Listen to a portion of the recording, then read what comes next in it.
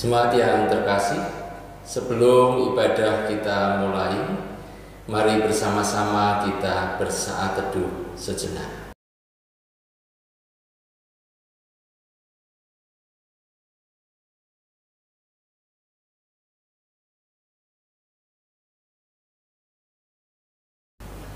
Saudara-saudara yang dikasihi Tuhan Yesus Kristus, hari Minggu ini kita memasuki minggu ketiga bulan katekesi. Kita diajak untuk datang dan memuji nama Tuhan dengan pengakuan dan bermazmur baginya. Oleh karena itu, marilah kita bersama-sama memuji nama Tuhan dengan nyanyian kidung baru nomor 3, bait yang pertama dan yang kedua. Terpujilah Allah.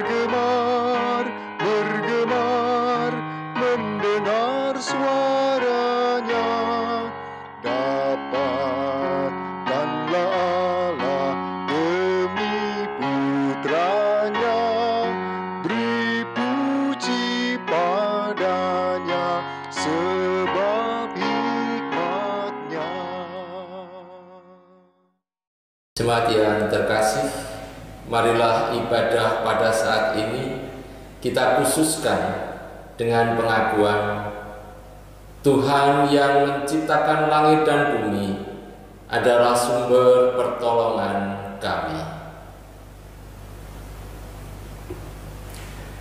Kasih karunia dan damai sejahtera dari Allah Bapa dan Tuhan Yesus Kristus menyertai saudara sekalian.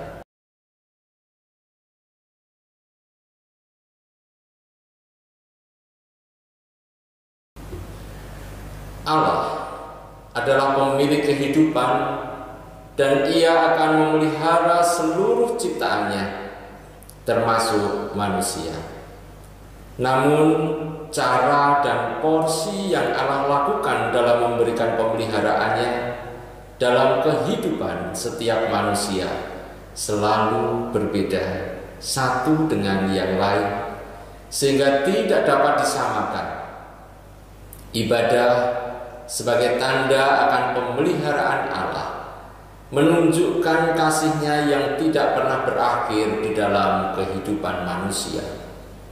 Maka marilah kita memuji Dia dengan menyanyi dari kidung jemaat 457, bait yang pertama, kedua, dan yang keenam. Ya Tuhan, tiap jam.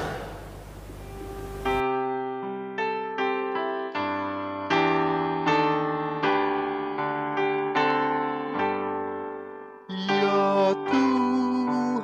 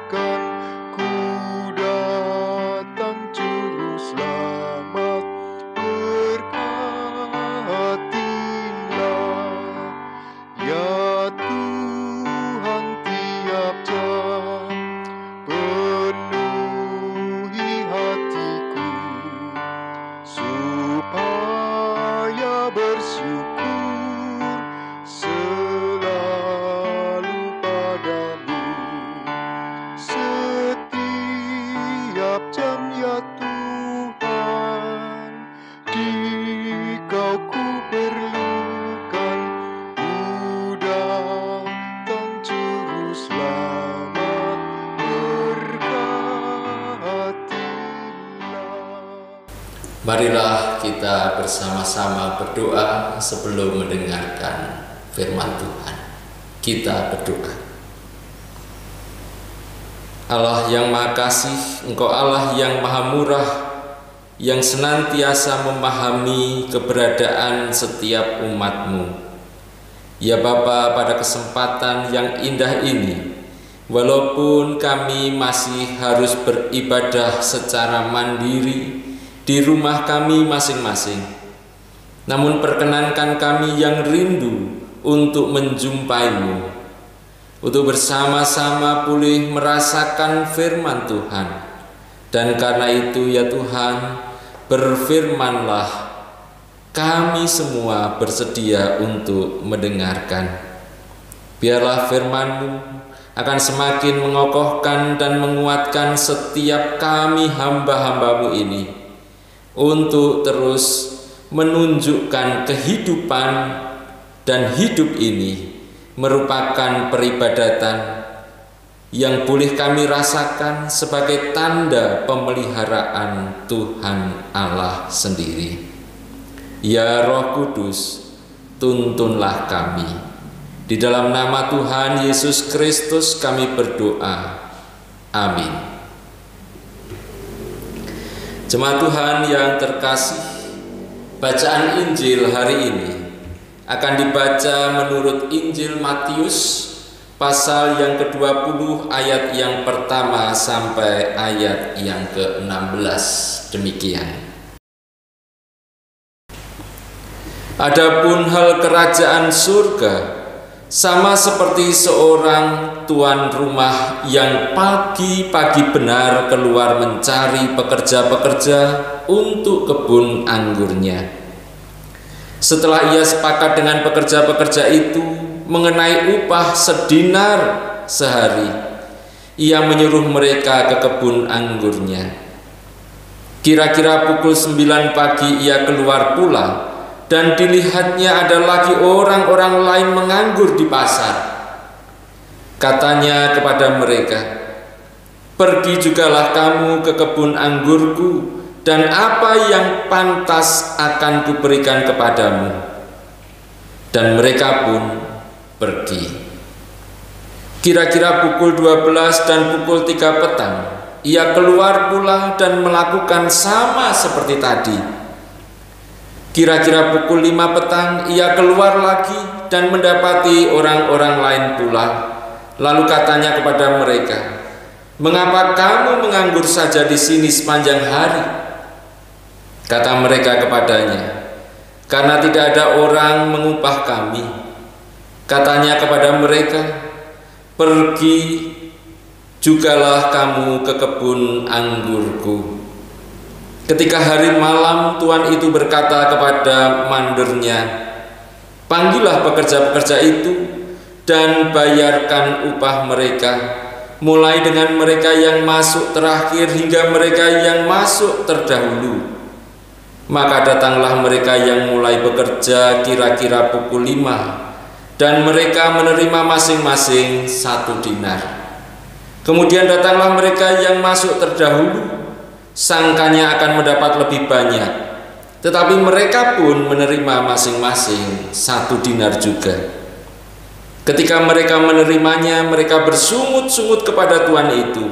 Katanya, "Mereka yang masuk terakhir ini hanya bekerja 1 jam, dan engkau menyamakan mereka dengan kami yang sehari suntuk bekerja berat dan menanggung panas terik matahari." Tetapi tuan itu menjawab seorang dari mereka, "Saudara, aku tidak berlaku tidak adil terhadap engkau. Bukankah kita telah sepakat sedinar sehari? Ambillah bagianmu dan pergilah. Aku mau memberikan kepada orang yang masuk terakhir ini sama seperti kamu. Tidakkah aku bebas mempergunakan milikku menurut kehendak hatiku? Atau iri hatikah engkau karena aku murah hati?" Demikianlah orang yang terakhir akan menjadi yang terdahulu, dan yang terdahulu akan menjadi yang terakhir. Demikianlah pembacaan firman Tuhan. Yang berbahagia ialah mereka yang mendengar firman Tuhan dan memelihara dalam kehidupannya. Haleluya. Bapak, Ibu, dan saudara-saudara serta anak-anakku yang terkasih di dalam Tuhan Yesus Kristus, mendengar dan membaca firman Tuhan kali ini, kira-kira kita akan menempatkan pada posisi siapa? Pada posisi seperti Yesus atau pada posisi seperti pekerja-pekerja yang sejak pagi sampai hingga petang jam 6 sore mereka bersungut-sungut, mereka merasa Yesus tidak adil? Kira-kira kita, saudara-saudara, akan memposisikan diri di mana? Karena memang kalau kita rasakan bahwa perumpamaan yang dibuat oleh Tuhan Yesus ini kelihatan memang tidak adil. Perumpamaan Yesus ini mengusik rasa keadilan kita. Kalau prinsip Yesus diterapkan dalam dunia kerja saat ini, tentu tidak ada orang yang mau bekerja dari pagi. Semua akan menunggu saat terakhir untuk bekerja. Toh semua dapat upah yang sama. Dari yang bekerja pagi hari, atau yang mulai siang, atau bahkan yang mulai sore, mereka mendapat upah yang sama. Lalu apa maksud dari Tuhan Yesus? Upah kerja sedinar pada waktu itu memang merupakan upah standar. Dengan uang sedinar, buruh waktu itu sudah dapat mencukupi kebutuhan keluarganya. Dan konteks cerita pada waktu itu merupakan konteks orang sang tuan yang sedang panen anggur. Buah anggur harus cepat dipetik dan diperas menjadi air anggur. Jika terlambat, buah akan terlalu matang dan mutu minuman anggurnya tidak akan bagus. Karena itu sudah menjadi kebiasaan seorang pemilik kebun akan menambah tenaga pemetik buah anggur untuk mengejar target panenan sehari itu. Para pekerja yang dipanggil awal sudah sepakat dengan upah sedinar sehari. Pekerja yang datang belakangan tahu bahwa mereka tidak berhak atas upah 1 dinar. Mereka mengerti itu. Mereka hanya berharap mendapat kemurahan pemilik kebun anggur. Tindakan memberi lebih pada pekerja yang datang belakangan, yang lebih sore, tentu bukan tindakan yang bijak dalam bidang ekonomi. Tetapi tindakan ini bukannya tidak adil secara moral. Karena pemilik kebun tidak mengurangi hak pekerja yang datang sejak pagi. Mereka tetap diberikan upah seperti kesepakatan semula, yaitu sedinar. Namun ia memberi lebih kepada yang datang kemudian. Ini kemurahan hatinya. Dan kemurahan hati si pemilik kebun anggur ini melampaui keadilan. Tindakan yang melampaui keadilan ini tidak melanggar keadilan sebenarnya. Bukankah begitu? Namun secara manusiawi memang tindakan yang dikarenakan kemurahan hati, tindakan yang melebihi bertindak adil, seringkali memang menimbulkan iri hati. Sama seperti iri hati yang dirasakan oleh mereka yang bekerja lebih awal. Mereka merasa seharusnya mendapat lebih karena sudah bekerja lebih keras, lebih lama. Mereka lupa bahwa mereka seharusnya bersyukur karena mendapat kepastian rezeki sudah sejak pagi. Sudah pasti upah yang akan mereka dapatkan. Namun mereka yang datang terakhir, mestinya mereka merasa cemas karena sampai saat sebelum menerima upah, mereka belum tahu kira-kira akan mendapat upah berapa.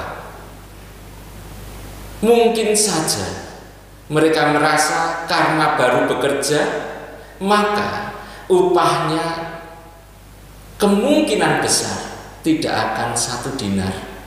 Dan itu artinya kemungkinan besar tidak akan bisa mencukupi kebutuhan keluarganya pada hari itu.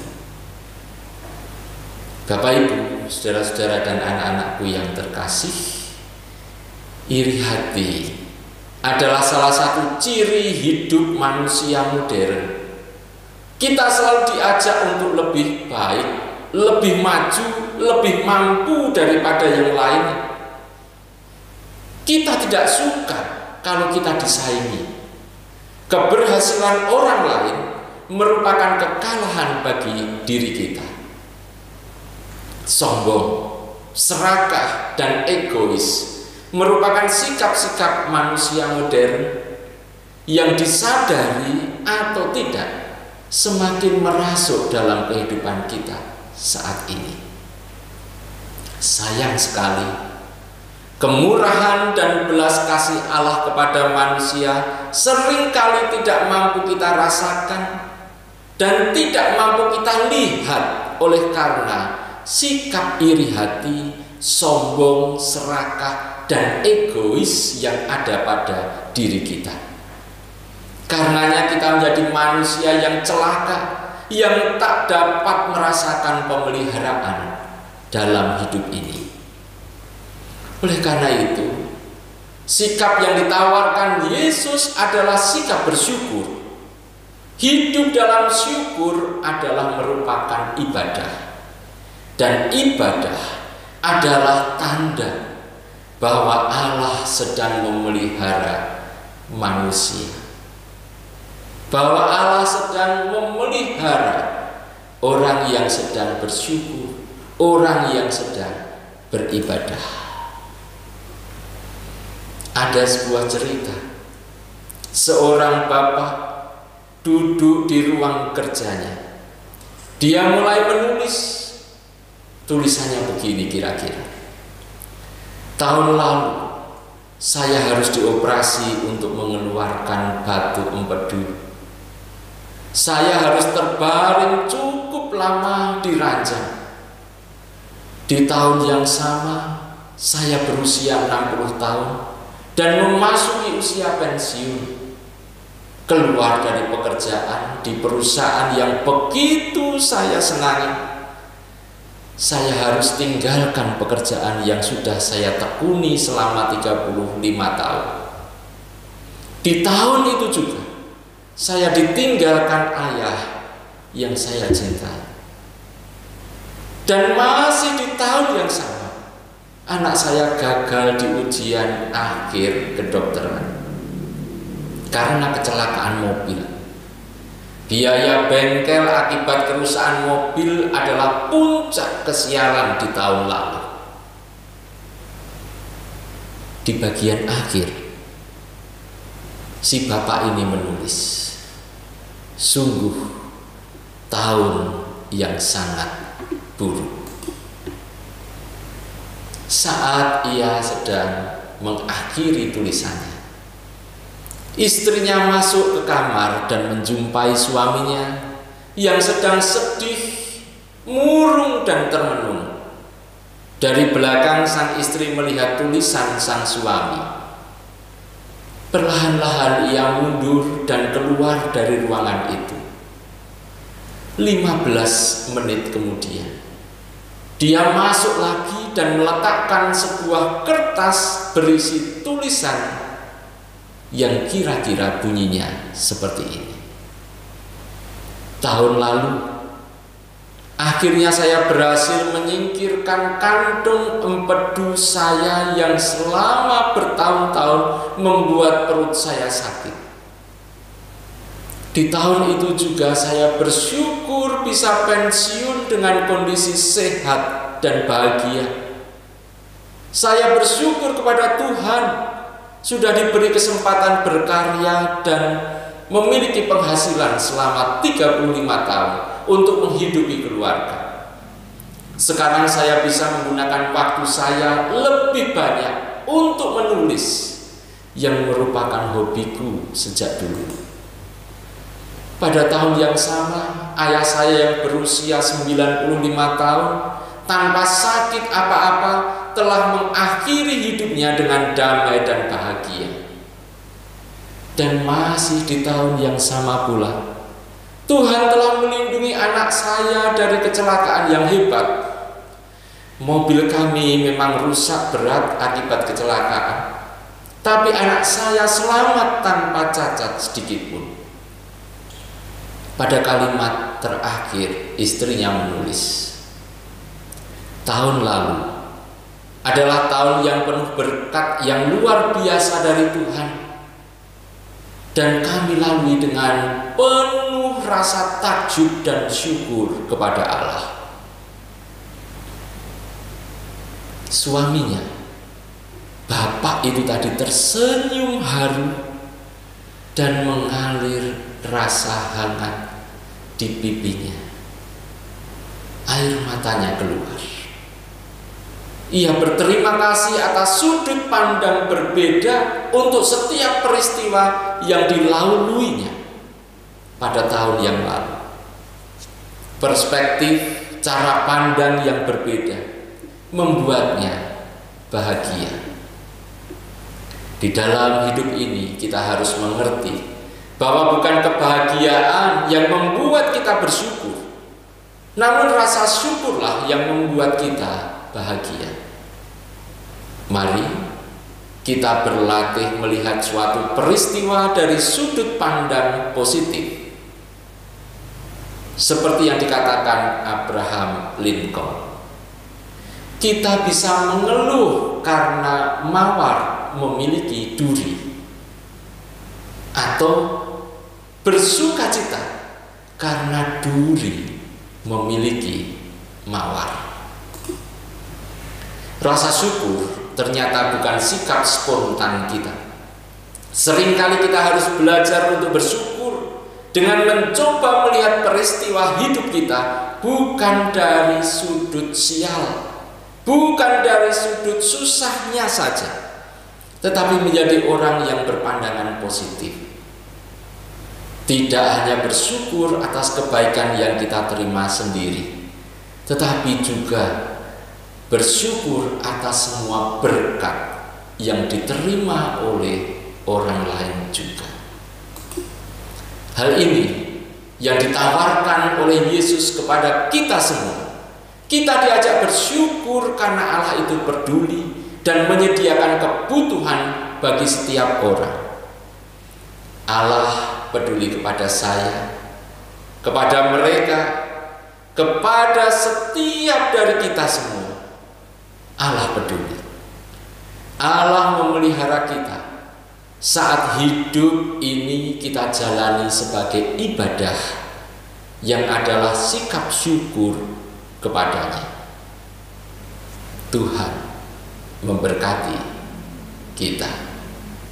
Amin. Saat hening bagi kita sekalian.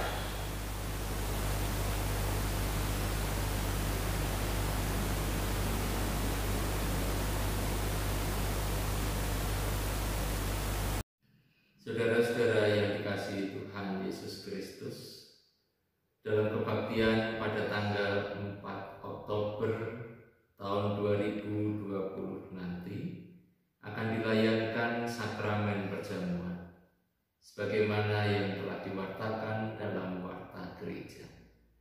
Untuk itu, marilah kita mempersiapkan diri kita masing-masing. Saudara-saudara yang terkasih, sakramen perjamuan adalah sarana untuk memelihara iman yang pelaksanaannya didasarkan atas perintah Tuhan Yesus Kristus. Menjelang Tuhan Yesus disalib, Ia mengambil roti, mengucap berkat, memecah-mecahkannya, lalu memberikannya kepada para murid-Nya dan berkata, "Ambillah, makanlah, inilah tubuhku." Sesudah itu Ia mengambil cawan, mengucap syukur, lalu memberikannya kepada mereka dan berkata, "Minumlah kamu semua dari cawan ini, sebab inilah darahku, darah perjanjian yang ditumpahkan bagi banyak orang untuk pengampunan dosa." Saudara-saudara yang terkasih, sakramen perjamuan mengingatkan kita akan penyelamatan Allah, keberadaan kita sebagai keluarga Allah, perjamuan yang sempurna di surga, dan pemberitaan tentang kematian Yesus sampai Ia datang. Sebelum menerima sakramen perjamuan ini, marilah kita menguji diri sendiri dengan bertanya sebagai berikut. Pertama, apakah kita mengakui bahwa kita dahulu berada dalam kondisi tidak selamat, tetapi oleh anugerah Allah kita diselamatkan melalui pengorbanan Tuhan Yesus Kristus? Dan yang kedua, apakah kita bersedia menyerahkan diri kepada Allah dengan bersungguh-sungguh menjalani hidup baru di dalam kuasa Roh Kudus sebagai ungkapan syukur atas anugerah keselamatan? Saat hening bagi kita sekalian.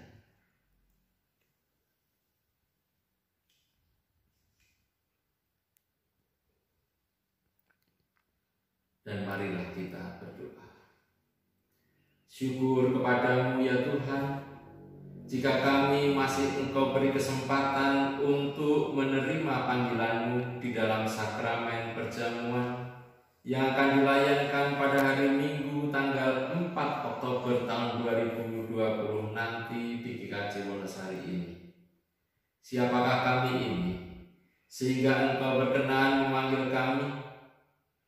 Kami mohon ya Tuhan, kiranya Engkau juga berkenan meneguhkan kami untuk mempersiapkan hati dan diri ini, sehingga kami layak menerima sakramen perjamuan yang akan datang. Terima kasih Tuhan atas cinta kasih-Mu. Di dalam nama Tuhan Yesus Kristus kami berdoa. Amin. Dan marilah bersama dengan seluruh gereja Tuhan di muka bumi ini, kita meneguhkan iman kita dengan mengucapkan pengakuan iman rasuli kita yang demikian. Aku percaya kepada Allah Bapa yang Maha Kuasa, Khalik langit dan bumi, dan kepada Yesus Kristus anaknya yang tunggal Tuhan kita, yang dikandung daripada Roh Kudus, lahir dari anak darah Maria, yang menderita sengsara di bawah pemerintahan Pontius Pilatus, disalibkan, mati dan dikuburkan, turun ke dalam kerajaan maut. Pada hari yang ketiga bangkit pula dari antara orang mati, naik ke surga, duduk di sebelah kanan Allah Bapa yang Maha Kuasa, dan akan datang dari sana untuk menghakimi orang yang hidup dan yang mati. Aku percaya kepada Roh Kudus, gereja yang kudus dan am, persekutuan orang kudus, pengampunan dosa, kebangkitan daging, dan hidup yang kekal. Amin. Marilah bersama-sama kita bersatu hati di dalam doa. Kita berdoa. Allah yang Maha Baik, Engkau Allah yang senantiasa memelihara kehidupan kami, manakala kami pulih, selalu memelihara rasa syukur di tengah-tengah kehidupan ini.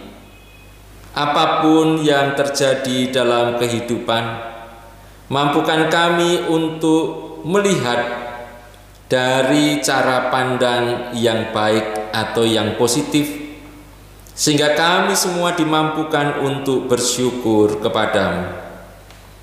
Dan dalam kerendahan hati dan rasa syukur kami boleh merasakan bahwa kehidupan ini merupakan ibadah kepadamu.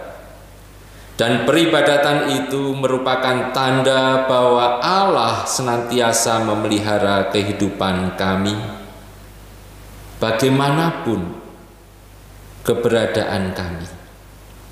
Oleh karena itu ya Tuhan, mampukanlah kami untuk selalu bersyukur. Roh Kudus meneguhkan dan menguatkan kami semua. Ya Bapa, pada kesempatan yang indah saat ini, perkenankan kami berdoa untuk gereja Tuhan, terutama GKJ Wonosari Klaten, yang pada hari Kamis lalu tanggal 17 September tahun 2020 ini boleh genap berusia 52 tahun sejak didewasakan. Kami bersyukur menjadi gereja Tuhan. Kami bersyukur karena Tuhan memampukan kami untuk menjadi gereja yang dewasa. Mampukan kami untuk meresapi, memaknai dari arti kedewasaan, sehingga gereja Tuhan senantiasa bertumbuh dan berkembang sesuai dengan kehendak Tuhan, sesuai dengan misi Allah di tengah-tengah dunia ini. Bapa, mampukan kami untuk menyinarkan kasih-Mu dimanapun kami berada. Terutama saat ini kami berdoa untuk saudara-saudara kami yang sedang dirundung kedukaan, yang sedang dirundung kemalangan dan keprihatinan. Terkhusus saudara-saudara kami yang sedang menderita sakit. Tuhan, Kau mengetahui keberadaan mereka.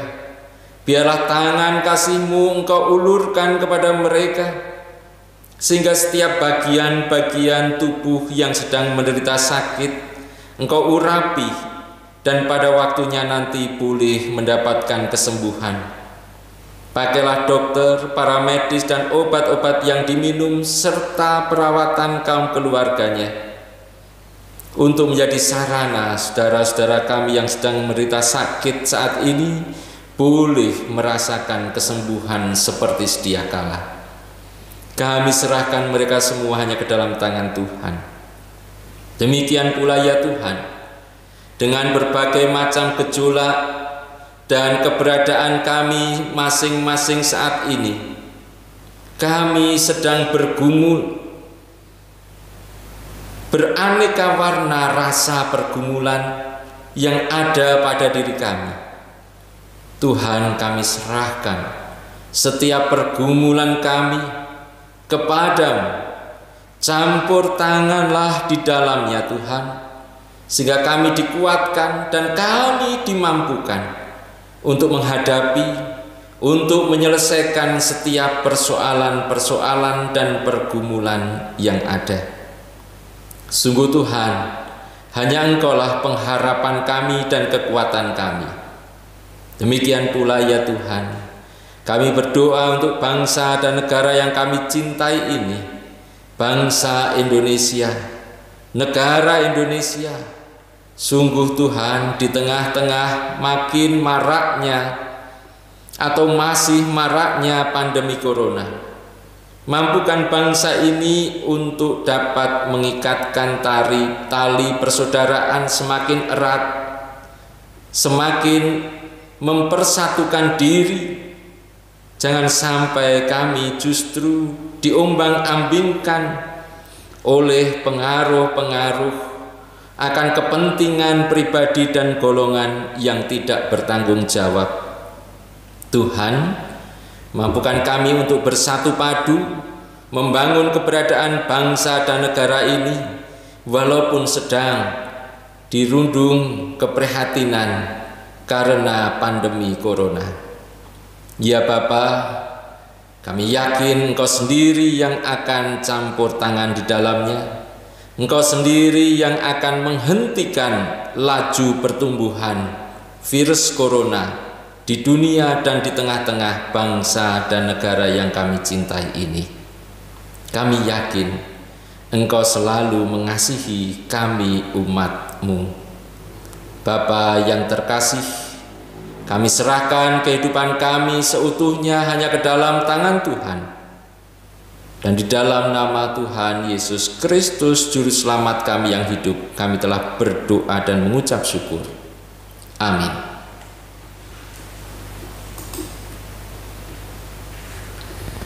Jemaat yang terkasih, marilah kita bersyukur atas pemeliharaan Tuhan dalam hidup kita ini.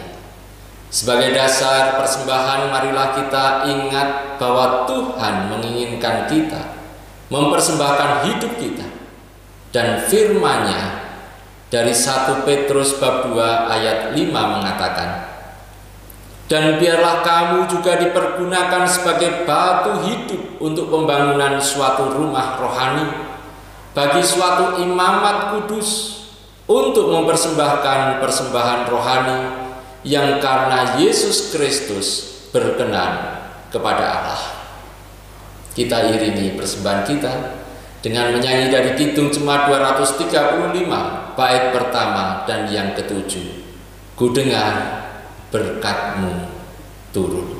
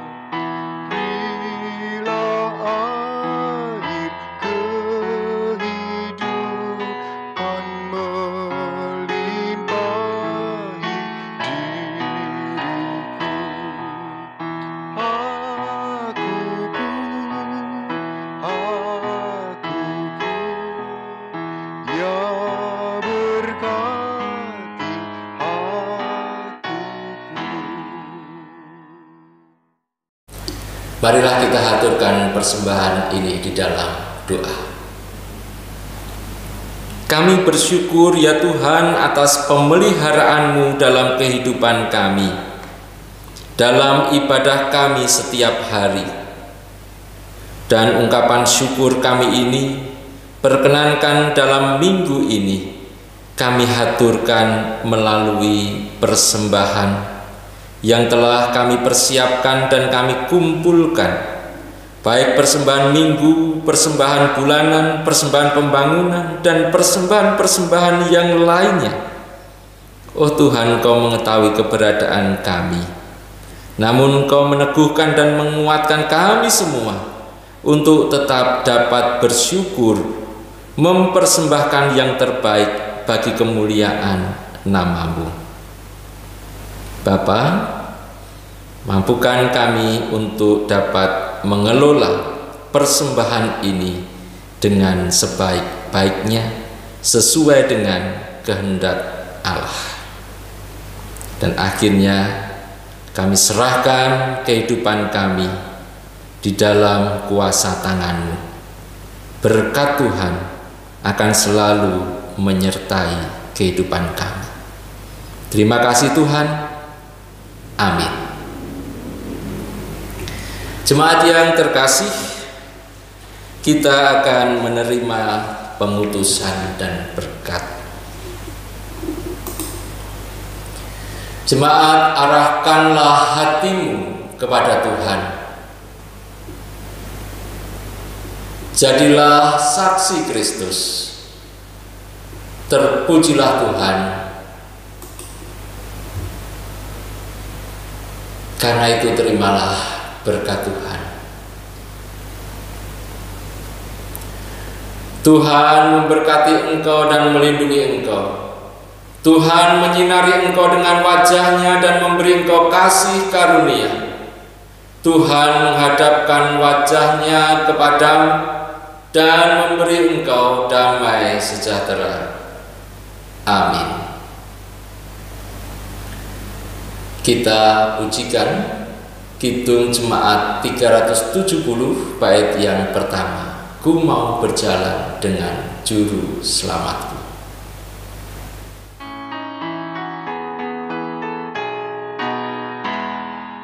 Ku mau berjalan dengan juru selamatku di lembah berbunga dan berair sejuk.